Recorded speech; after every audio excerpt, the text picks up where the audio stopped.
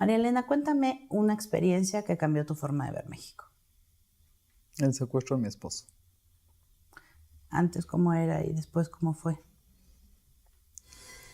Pensábamos bueno, quién sabe si se hayas... Porque, ¿qué Porque piensas? ya habíamos pasado por una experiencia similar, aunque no tan cercana. Bueno, no mi esposo, Tu cuñado. mi cuñado y mi primo, y el primo de mi esposo. Ah, sí. 3. 3 antes.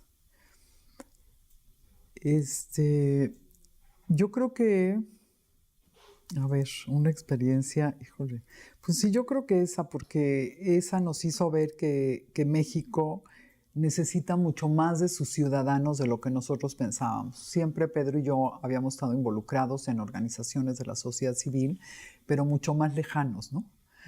Y eso nos hizo pensar que teníamos que ser mucho más cercanos y mucho más involucrados. Tú trabajabas como odontóloga con niños de bajos recursos, tengo entendido, ¿no? Con niños de recursos y de bajos recursos. La mitad dividía mi tiempo. Uh-huh. ¿Y tu esposo qué hacía? Mi esposo siempre se ha dedicado a la industria panadera. No, pero involucrado en la sociedad civil. Involucrado en sociedad civil, pues siempre, bueno, lo primero es que siempre me ha apoyado en todos mis proyectos, ¿no? Uh-huh. Entonces, si yo dedicaba la mitad de mi tiempo a hacerlo gratuito, bueno, pues mientras el consultorio avanzó, él tuvo que mantener el consultorio, ¿no? Si yo tenía algún proyecto de ayuda a zonas marginadas, él también siempre me apoyaba, ¿no? Entonces, en ese sentido siempre estuvimos involucrados. Por cierto, ¿ya no pintas?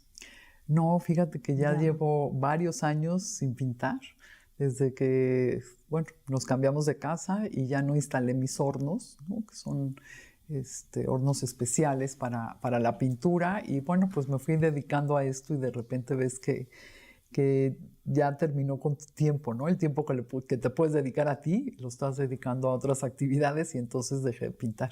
Okay. Pero algún día volveré. ¿Cómo eliges tus batallas? Mira, creo que depende. Por un lado, en la capacidad que tenemos de lograr los objetivos, ¿no? Si te refieres a causa en común. ¿Tú, María Elena? En general, bueno, pues depende, ¿no? Mis batallas principales son las de mi familia y esas no las pienso y ya están elegidas. Y en el plano de trabajo, por 2 razones, ¿no? La capacidad que tengamos de lograr los objetivos, ya sea a mediano, a largo plazo o a corto plazo, y la capacidad que signifiquen estos en incidencia, o sea, si realmente son importantes o muy importantes el lograrlos. ¿Cuál es la experiencia más dolorosa que has vivido, pero de la que más has aprendido?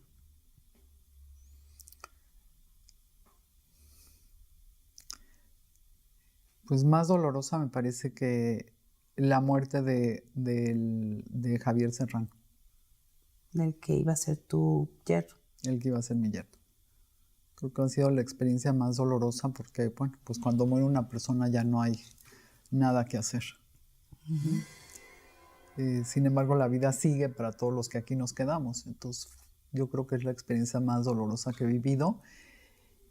Y, bueno, pues volví, ya lo había tenido con mi esposo, ¿no? Pero volví a confirmar la gravedad del sistema de seguridad y de justicia de México, la gran impunidad en la que vivimos. Y contrario a lo que mucha gente cree, el que no importa si tienes relaciones o no, es tan ineficiente el sistema, ¿no? Que ni siquiera es como muchos piensan que la justicia es para personas que tengan acceso a los medios de comunicación o a los grupos de poder, ¿no? Simplemente a veces no hay justicia y nada lo justifica. Eso no significa que haya gente que tiene mucho más problemas por no tener estos accesos, ¿no? Y para eso debemos de estar los que tenemos más accesos, y a veces sirve, otras no sirve para nada, como en este caso. ¿Y qué aprendiste?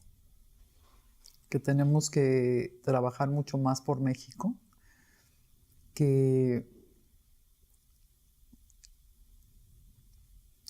muchas veces cuando vemos las cosas desde la capital creemos que el país está mucho mejor, ¿no? Y cuando te enfrentas a las procuradurías locales y a los sistemas de justicia local, como es el caso de Guerrero, de Michoacán, de Tamaulipas, ¿no? Por nombrar algunos, del Estado de México, te das cuenta que es increíble la diferencia que hay en México y el mosaico que somos tan amplio, donde pues hay lugares donde puedes vivir como en el primer mundo y hay otros como en el tercer mundo, me parece que tampoco, que no viven.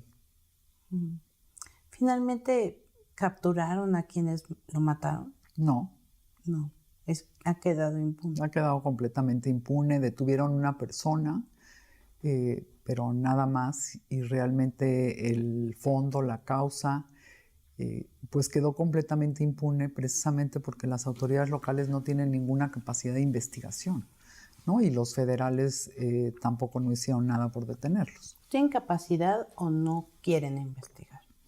Mira, muchos no tienen capacidad, ¿no? Por ejemplo, en el caso de Javier, la Ministerio Público que me atendió, que se suponía que era la mejor que tenían ahí, llegó un momento en que casi llorando me dijo, es que yo acabo de entrar y no sé ni de lo que usted me está hablando. Y yo nada más le estaba hablando de que si podía ver el lugar de los hechos y cómo habían quedado, o sea, si lo tenían acordonado, ¿no? El espacio, y no, ya habían levantado todo, lo habían barrido, ¿no? Entonces, o sea, con esas capacidades me parece muy difícil enfrentar los problemas que tenemos en México. ¿Qué harías si supieras que por un momento, por un proyecto, o por algún tiempo, o para cumplir un deseo, yo te garantizo que no vas a fallar? ¿Qué decidirías emprender? ¿Tú me garantizarías que no voy a fallar? Sí, sí.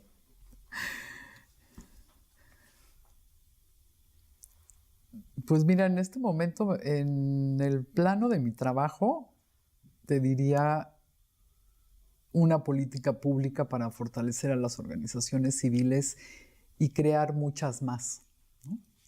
Entonces, si no iba a fallar, sería el involucrar a todos los ciudadanos mexicanos en organizaciones civiles, ¿no? Y en el plano... Que todos perteneciéramos a alguna, al menos. Que todos trabajáramos en alguna, al menos. Si solo pudieras resolver un problema, ¿cuál sería? ¿Por qué ese?